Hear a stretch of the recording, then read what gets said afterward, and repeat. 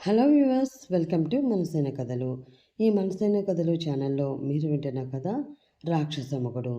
ఈ స్టోరీలో ఈ భాగం వినబోయే ముందుగా ప్రీవియస్ పార్ట్స్ ఎవరైనా వినకుండా ఉన్నట్లయితే ముందు అవి వినండి. అలాగే ఫస్ట్ టైం ఛానల్ చూస్తున్న వాళ్ళు ప్లీజ్ లైక్ చేసి, షేర్ చేసి, సబ్స్క్రైబ్ చేసుకోండి. ఇంకా ఈరోజు ఎపిసోడ్లోకి వెళ్ళిపోదాం. వర్షాకాలం అవడంతో లైట్గా వర్షానికి ముందు వచ్చే చల్లటి గాలి స్టార్ట్ అయ్యింది. ఆ గాలికి తన శరీరం వణుకుతూ ఉండడంతో తన చీర చెంగుని భుజాలపై నుంచి కప్పుకొని ఆ చలిని తగ్గించుకునే ప్రయత్నం చేస్తూ ఉంది ఆమె. కానీ ఏమాత్రం ఆ చలి తగ్గలేదు. పైగా వర్షం కూడా ఆ గాలికి తోడవడంతో చలి మరింత ఎక్కువైపోయింది. దానితో అక్కడే ఉన్న ఒక స్తంభానికి ఆనుకుని మోకాళ్ళ దగ్గరికి ముడుచుకుని చలికి వణుకుతూ కింద కూర్చుండిపోయింది చైత్ర. తన గదిలో కూల్గా బియర్ తాగుతూ సీసీటీవీ ఫుటేజ్లో వణుకుతూ ఉన్న చైత్రని చూసి రాక్షస ఆనందం పొందుతూ ఉన్నాడు. రిషి, నీకు ఇలా కావాల్సిందే. చూస్తాను, ఆ చలికి తట్టుకుని ఎంతసేపు అక్కడే అలాగే నిలబడి ఉంటావో నేను చూస్తాను అని అతను మనసులో అనుకుంటూ ఉన్నాడు. పెళ్లి తతంగాలు అన్నీ పూర్తి అవడంతో ఇంటికి వచ్చిన విశ్వనాథం ఒక్కసారిగా ఏడుస్తూ కుప్పకూలాడు. అది చూసి తన కూతురు వెళ్ళవలసిన ఆ గొప్పింటికి నా కూతురు వెళ్ళేసరికి పాపం ముసలి ప్రాణం తట్టుకోలేకపోతుంది అనుకుంటా, అందుకే ఇలా కుళ్ళి కుళ్ళి ఏడుస్తున్నాడు అని మనసులో అనుకుని, ఇప్పుడు ఏమైందని ఆ శోకండాలు శుభమా అని పిల్ల పెళ్లి చేసుకుని వెళితే నువ్వు ఇలా ఏడుస్తూ కూర్చుంటే ఆ పిల్లకి ఏమైనా శుభం జరుగుతుందా? మొహం చిట్లించుకుని అడిగింది వాణి. ఆ మాటతో కోపం రావడంతో ఒక్కసారిగా పైకి లెగిసి ఆమె పీక పట్టుకొని వెనక ఉన్న గోడబుక్కి అదిమి పెట్టి, నువ్వే నువ్వే నా కూతుర్ని ఏదో చేశావు. లేదు అంటే చైత్ర స్థానంలో చాందిని ఉండడం ఏంటి, చైత్ర కనిపించకుండా పోవడం ఏంటి? నిజం చెప్పు, దాన్ని ఏం చేశావు? గొప్ప సంబంధం నా కూతురికి రావడం చూసి ఓర్చుకోలేక దాన్ని మాయం చేసేసావు కదూ. నిజం చెప్పు, ఏం చేసావు? నా కూతుర్ని ఎక్కడ దాచిపెట్టావు అంటూ గట్టిగా అరిచాడు విశ్వనాథం. అతను అంత గట్టిగా తన పీక పట్టుకోవడంతో ఊపిరాడక గింజుకుంటూ అతని చేతి మీద కొడుతూ అతన్ని వెనక్కి తొయ్యాలని చాలా ప్రయత్నం చేస్తూ ఉంది ఆమె. అది చూసి ఆమె ఎక్కడ చచ్చిపోతుందో అని దయతలిచి ఆమెని కిందకి వదిలేసి తన చేతిని వెనక్కి తీసుకున్నాడు విశ్వనాథం. గట్టిగా ఊపిరి తీసుకుని దగ్గుతూ కొంచెం స్థిమిత పడిన తర్వాత, నీకేం పోయాకని వచ్చిందయ్యా? నీ కూతురు పెళ్లి నుండి పారిపోతే అది మా తప్ప? ఇప్పుడు నన్ను చంపేస్తావా ఏంటి? అయినా అది పారిపోయింది అని నా కూతుర్ని బతిమలాడి ఒప్పించి దానికి ఇష్టం లేకపోయినా దాని జీవితాన్ని బలిపెట్టి మరీ పెళ్లి చేశాను. అదే నేను చేసిన తప్పు? అందుక నీకు ఇంత కోపం వస్తుంది అని కోపంగా అడిగింది వాణి. నా కూతురు పారిపోవడం అంటే అంత కర్మ దానికి పట్టలేదు. అది అలాంటిది కూడా కాదు. నువ్వే నువ్వే ఏదో చేశావు. నీ తమ్ముడితో దాన్ని పంపించేసావా ఏంటి? కోపంగా అరిచాడు విశ్వనాథం. మీ కూతురు మీ దృష్టిలో గొప్పది అవ్వచ్చు, కానీ అది చేసిన నీచమైన పని కళ్ళారా చూసిన నేను చెప్తూ ఉంటే నమ్మకుండా తిరిగి నా మీద నిందలు వేస్తున్నావేంటి? అయినా నా తమ్ముడు ఎక్కడో జైల్లో ఉన్నాడు. వాడు దాన్ని ఎలా కిడ్నాప్ చేస్తాడు? మాట్లాడితే ఒక అర్థం పర్థం ఉండాలి. ఏంటి, నా కూతురు నిజమైన పని చేసిందా? ఏం చేసింది? అది కోపంగా అడిగాడు విశ్వనాథం. హా, ఏం చేసిందా? పెళ్లి నుండి దొంగతనంగా పారిపోయి వీధి చివర ఎవరితో కారు ఎక్కి హాయిగా దాని దారి అది చూసుకుంది. అలా వెళ్ళేటప్పుడు నువ్వు కానీ అక్క అక్క అంటూ కూడా తిరిగి అది కానీ దానికి గుర్తు రాలేదు. అలాంటి దానికోసం నువ్వు నన్ను తిడుతున్నావు సాగదీసింది వాణి. ఆ మాట విన్న విశ్వనాథం నెత్తి మీద పిడుగుపడినట్లయింది. ఏంటి, నా కూతురు పెళ్లి నుండి పారిపోయిందా? ఒక్కో పదాన్ని కూడబలుక్కుని అన్నాడు విశ్వనాథం. దాన్ని పారిపోవడం అనరు మహాప్రభు, లేచిపోవడం అంటారు. అయినా నీ కూతురు పెళ్లి నుండి లేచిపోతే ఆ విషయం తెలిసి నలుగురిలో పరువు పోకుండా కాపాడడానికి ఇష్టం లేకపోయినా నా కూతుర్ని బలవంతంగా నీ కూతురు స్థానంలో ఉంచవలసి వచ్చింది. ఆ స్థానంలో కూర్చోబెట్టింది నేనే అయినా కూడా అది నీ పరువు కోసం ఆలోచించి చేసిన పని. అలా చేయడం వల్ల ఇటు నీ పరువు అటు ఆ పెద్ద మనుషుల పరువు పోకుండా నిలబడింది. లేదు అంటే ఈ పాటికి అందరం కట్టకట్టుకుని ఏ నుయ్యో గొయ్యో చూసుకోవాల్సి వచ్చేది. అంత మంచి పని చేసిన నన్ను మెచ్చుకోవడం మానేసి చంపడానికి మీదకు వస్తున్నావు. ఏం పెద్ద మనిషివయ్యా నువ్వు అంటూ నిలదీసింది వాణి. ఆమెకి అతని నుండి ఏ సమాధానం రాలేదు. ఏమైందా అని కంగారుగా అటు చూసిన ఆమెకి గుండె మీద చెయ్యి పట్టుకుని రాయిలా నిలబడిపోయి ఉన్న ఆ మనిషిని కనిపించాడు. దానితో అతన్ని అలా చూసి ఏదో అనుమానం రావడంతో, ఏవయ్యా, ఏమైందయ్యా అంటూ అతని భుజం మీద చేయి వేసింది ఆమె. అంతే, ఒక్కసారిగా కింద కూలబడ్డాడు విశ్వనాథం. నెక్స్ట్ డే మార్నింగ్ తెల్లవారడంతో వాకిలి తుడవడానికి డోర్ తీసుకుని బయటికి వచ్చిన ఆ ఇంటి పని మనిషి శాంతమ్మకి బయట గుమ్మం ముందు స్తంభానికి ఆనుకుని నిద్రపోతూ కనిపించింది చైత్ర.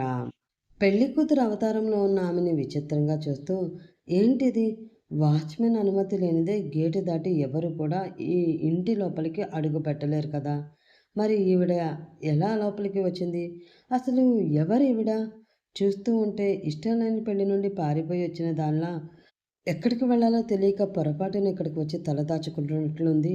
అసలే యాదగిరి అన్నకి కూసంత జాలి గుణం ఎక్కువ కదా, రాత్రి వర్షానికి ఆశ్రయం అడిగితే జాలి తలిచి ఈమెని ఇక్కడ ఉండమని చెప్పినట్లున్నాడు. ఇప్పుడు రిషి బాబు ఈమెని చూస్తే ఇంకా అంతే, యాదగిరి అన్నతో పాటు నా పని కూడా ఊడిపోతుంది. వెంటనే ఈమెను ఇక్కడ నుంచి పంపించేయాలి అని అనుకుని, ఇదిగో అమ్మాయి, అమ్మాయి నిన్నే అని ఆమెని తట్టి పిలిచింది శాంతమ్మ. ఆమె పిలుపుకి చైత్ర ఏమాత్రం స్పందించలేదు. రాత్రంతా చలికి వణుకుతూ ఉండడంతో ఆమె శరీరం మొత్తం మంచు ముక్కలా గడ్డ కట్టుకుపోయింది. కనీసం ఆమె కాళ్ళు చేతులు కూడా కదిలించలేని పరిస్థితిలో ఉంది చైత్ర. ఏంటిది, ఎంత పిలిచినా పలకదే, ఉందా పోయిందా అని అనుకుంటూ చిరాగ్గా మొహం పెట్టుకుని, ఇదిగో పిల్ల, నిన్నే పిలిచేది అంటూ ఈసారి కొంచెం గట్టిగా పిలిచింది శాంతమ్మ. ఆ మాటకి ఉలిక్కిపడి నిద్రలేచింది చైత్ర. చలికి కాళ్ళు చేతులు వంకర పోవడంతో ఎంత కదిలించినా కూడా అవి ఏమాత్రం కదలడం లేదు. ఆమె నిద్ర లేవడం చూసి హమ్మయ్య, బ్రతికే ఉంది, పోలేదులే అని మనసులో అనుకుని, ఏంటి, ఏదో ఒక రాత్రికి ఉండడానికి కొంచెం జాగా చూపిస్తే ఇక్కడే ఉండిపోదాము, ఇక్కడే సెటిల్ అయిపోదాము అనుకుంటున్నావా ఏంటి, త్వరగా లేచి ఇక్కడ నుంచి వెళ్ళిపోమ్మా, మా అయ్యగారు చూశారు అంటే మా మీద కోప్పడతారు అని కంగారుగా అంది శాంతమ్మ. ఆమె ఏం మాట్లాడుతుందో అర్థం కాక అయోమయంగా చూస్తూ ఉంది చైత్ర. ఆమెకి అసలు అక్కడ ఏం జరుగుతుందో, తను ఎక్కడున్నదో కూడా ఆమెకు అర్థం కావడం లేదు. ఆమె చూపులు చూసి, ఓయ్, చెప్పేది నీకే, త్వరగా లేగమ్మా, మా అయ్యగారు ఆఫీస్కి వెళ్ళే టైం అయింది అని చిరాకు పడుతూ కోపంగా అంది శాంతమ్మ. దానితో అతి కష్టంగా పక్కన ఉన్న స్తంభం సపోర్ట్ తీసుకుని పైకి లేచి ఆమెతో ఏదో చెప్పడానికి ప్రయత్నిస్తూ ఒక్కసారిగా భూమి గుండ్రంగా తిరిగినట్లు ఆమె కళ్ళు కూడా గుండ్రంగా తిరగడంతో ఒక్కసారిగా కింద పడిపోయింది చైత్ర. అది చూస్తున్న శాంతమ్మకి గుండె జారి కడుపులోకి వచ్చేసింది.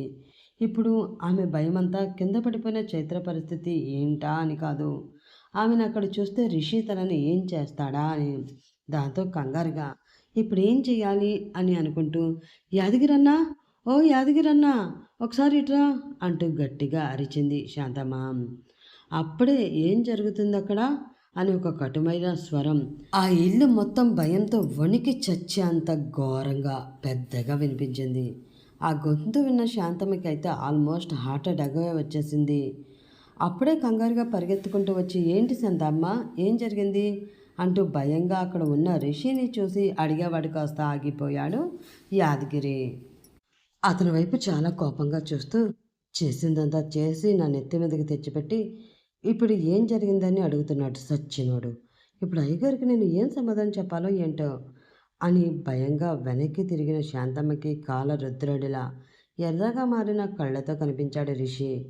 అతన్ని చూసి భయంతో గుటకలు మింగుతూ, అది అయ్యగారు, ఆ ఆ ఆ అమ్మాయి కళ్ళు తిరిగి అని ఒక్కొక్క పదాన్ని భయంతో వణుకుతూ ఆమె చెప్తూ ఉండగా రిషి చూపు కింద పడి ఉన్న చైత్ర మీద పడింది. ఆమెని చూసిన అతని పెదవులపై వంకర నవ్వు వచ్చి చేరడంతో, ఏంటి బేబీ, ఒక్క నైట్కి నా ట్రీట్మెంట్కి తట్టుకోలేక కళ్ళు తిరిగి పడిపోయావా, ఇలా అయితే నువ్వు రోజు కళ్ళు తిరిగి పడుతూనే ఉండాలి అని మనసులో క్రూరంగా అనుకుని, వెళ్ళి ఫ్రిడ్జ్లో ఐస్ వాటర్ ఉంటే తీసుకురా అని ఆర్డర్ వేశాడు రిషి. ఆ మాటకి షాక్ అయి, సార్, ఐస్ వాటర్నా అని అయోమయంగా అడిగింది శాంతమ్మ. ఆమె అలా అడగడంతో సీరియస్గా ఆమె వైపు చూశాడు రిషి. ఆ చూపుకి భయపడి మారు మాట్లాడకుండా, ఇప్పుడే వస్తాను సార్ అంటూ లోపలికి పరుగు తీసి 2 నిమిషాలలో ఐస్ వాటర్తో అక్కడ ప్రత్యక్షమైంది శాంతమ్మ. ఆమె చేతిలో ఉన్న ఐస్ వాటర్ జగ్ తీసుకుని ఒక్కసారిగా చైత్ర మొహం మీదకి ఆ వాటర్ కొంచెం ఫోర్స్గా మొత్తం కొట్టాడు రిషి. దానితో వెంటనే స్పృహలోకి వచ్చి గట్టిగా శ్వాస తీసుకుంటూ పైకి లేచింది చైత్ర. వాటర్ బాగా కూల్గా ఉండడంతో ఆమె శరీరం మొత్తం చలికి మరింతగా వణికిపోతూ ఉంది. ఆ చలిని తగ్గించుకోవడానికి 2 చేతుల్ని గుండెలకి అడ్డుగా పెట్టుకుని మోకాళ్ళని దగ్గరికి ముడుచుకుని వణికిపోతూ కూర్చుంది ఆమె. ఆమె పెదవులు చలి వలన బాగా అదురుతూ ఉన్నాయి. అది చూసిన రిషి ఈగో మరింతగా సాటిస్ఫై అవుతూ ఉండడంతో నీకు ఇంతకన్నా ఎక్కువే కావాలి అనుకుని కారులో ఉన్నప్పుడు స్పృహలో ఉండాలి. కారు ఎక్కడ ఆగుతుంది, ఎక్కడ దిగాలి అన్న మినిమం సెన్స్ ఉండాలి. అది లేకుండా నాకేమీ సంబంధం లేదు. పక్కన ఉన్నవాడు డ్రైవర్, దిగవలసిన ప్లేస్ వచ్చినప్పుడు వాడే చెప్తాడులే నాకెందుకు అని కూల్గా కారులో నిద్రపోతే దాని రిజల్ట్ ఇలానే ఉంటుంది. తన కోల్డ్ వాయిస్తో సీరియస్గా చెప్పాడు రిషి. అతని మాటకి సన్నటి కన్నీటి పొర చైత్ర కళ్ళల్లో కదలాడింది. అది చూసి సర్కాస్టిక్గా నవ్వుకొని శాంతమ్మ, ఈ రోజు నుంచి మన ఇంటికి కొత్త పని మనిషి వచ్చింది. ఇక ఇప్పటి నుంచి నాకు సంబంధించిన ప్రతి పని తను చేస్తుంది, ఇన్క్లూడింగ్ నా గది క్లీన్ చేయడంతో సహా. తనని లోపలికి తీసుకువెళ్ళి స్టోర్ రూమ్ చూపించు చెప్పాడు రిషి. అతడు చెప్తున్నది ఏమీ అర్థం కాక అయోమయంగా అతని వైపు చూస్తూ ఉంది శాంతమ్మ. అది గమనించి ఈ శాంతమ్మ ఒక్కతి మాట్లాడితే షాక్లోకి వెళ్ళిపోతుంది అని అనుకుని మెల్లిగా మేము ఆమె నెత్తి మీద ఒక్కటి కొట్టి కళ్ళతో ఆ అమ్మాయిని లోపలికి తీసుకువెళ్ళు అన్నట్లు సైగ చేసి చూపించాడు యాదగిరి. దానితో రామ్మ అంటూ ఆమె భుజం పట్టుకుని పైకి లేపే ప్రయత్నం చేసింది శాంతమ్మ. చైత్ర శరీరం మొత్తం నిప్పుల్లో పెట్టినట్లు సలసలా కాలిపోతూ ఉంది. దానితో ఒక్కసారిగా తన చేతిని వెనక్కి తీసుకుని బాగా జ్వరంగా ఉంది సార్, ఒళ్ళు కాలిపోతుంది అని కంగారుగా చెప్పింది శాంతమ్మ. సో వాట్ అన్నట్లు ఒక చూపు ఆమె వైపు చూసి ముందుకు అడుగు వేస్తాడు రిషి. దాంతో అసహనంగా అతని వైపు చూసి మెల్లిగా చైత్రని పైకి లేపి లోపలికి నడిపిస్తుంది శాంతమ్మ. ఒంట్లో అసలు ఓపిక లేకపోవడంతో అడుగులు ముందుకు వెయ్యలేక మళ్ళీ పడిపోయింది చైత్ర. అయ్యో అమ్మా అంటూ ఆమెని గట్టిగా పట్టుకోపోయింది శాంతమ్మ. కానీ పాల వల్లే సున్నితంగా ఉన్న ఆమె చేతులు శాంతమ్మ చేతి నుండి జారిపోవడంతో చైత్ర పక్కకి ఒరిగిపోయింది. ఆమె కింద పడిపోతుంది అనుకుని గట్టిగా అరవబోయిన శాంతమ్మ అరుపు ఆమె కింద పడకుండా పట్టుకున్న ఒక బలమైన చేతులను చూసి గొంతులోనే ఆపేసుకుంది. నోరు తెరిచి వెనక నుంచి చైత్రని పట్టుకుని ఉన్న రిషిని వింతగా చూస్తున్న శాంతమ్మ దగ్గరికి వచ్చి, నోరు మూయి శాంతమ్మ, లేదంటే నోట్లో ఏనుగులు దూరేటట్లు ఉన్నాయి అన్నాడు యాదగిరి. దాంతో నోరు టక్కన మూసేసింది శాంతమ్మ.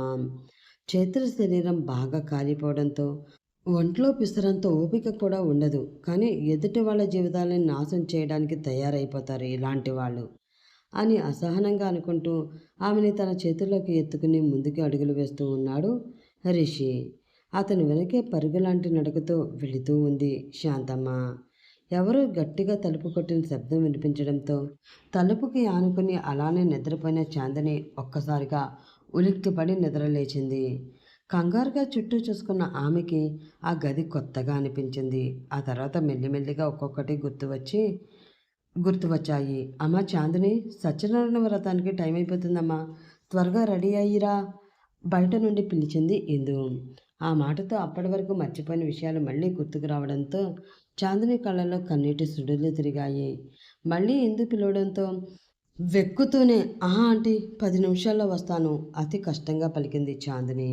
ఆమె గొంతులో ఆమె ఏడుపు తెలుస్తూ ఉంటే భారంగా ఒక నిట్టూర్పు వదిలి, ఎవరు చేసుకున్న కర్మకి ఎవ్వరూ బాధ్యులు కారు.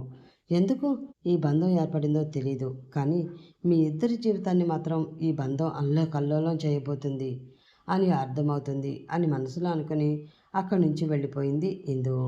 ఇంకా ఏడ్చి ఓపిక లేకపోవడంతో మరొక్కసారి రేవంత్కి ఎదురుపడి అతని కోపానికి బలి అవడానికి సిద్ధమవుతూ ఫ్రెష్ అవ్వడానికి వెళ్ళింది చాందిని. జరిగిన దాన్ని డైజెస్ట్ చేసుకోలేక రాత్రంతా 10-15 ప్యాకెట్లు సిగరెట్లు తగలేసి తన రూమ్ బాల్కనీలో గడిపేశాడు రేవంత్. అతని దగ్గరికి వెళ్ళి వ్రతం సంగతి చెప్పాలి అంటే మనసులో భయంగానే ఉన్నా చెప్పక తప్పదు. అసలే వ్రతం తర్వాత రిసెప్షన్‌కి తన బిజినెస్ పార్ట్నర్స్‌ని, ఇంకా తెలిసిన ముఖ్యమైన అతిథులని తన భర్త పిలిచాడు. వాళ్ళ ముందు తన ఇంటి పరువు పోవడం ఏమాత్రం అతడు సహించడు అని తెలియడంతో సాహసించి రేవంత్ దగ్గరికి వెళుతూ ఉంది ఇందు. ఇప్పుడేం జరుగుతుంది? రేవంత్ వ్రతానికి ఒప్పుకుంటాడా? చైత్ర పరిస్థితి చూసి రిషి జాలిపడతాడా? ఆమెపై అతనికి ప్రేమ కలుగుతుందా? వింతగా మొదలైన ఈ అక్కా చెల్లెళ్ళ జీవితాలు ఎక్కడ ముగియున్నాయి? ఎన్ని బాధలతో ముందుకు సాగుతాయి? తెలుసుకోవాలంటే నెక్స్ట్ పార్ట్ కోసం వెయిట్ చేస్తూ ఉండండి ఫ్రెండ్స్. అలాగే ఈ పార్ట్ మీకు నచ్చితే ప్లీజ్ లైక్ చేసి, షేర్ చేసి, సబ్స్క్రైబ్ చేసుకుని సపోర్ట్ అందించండి.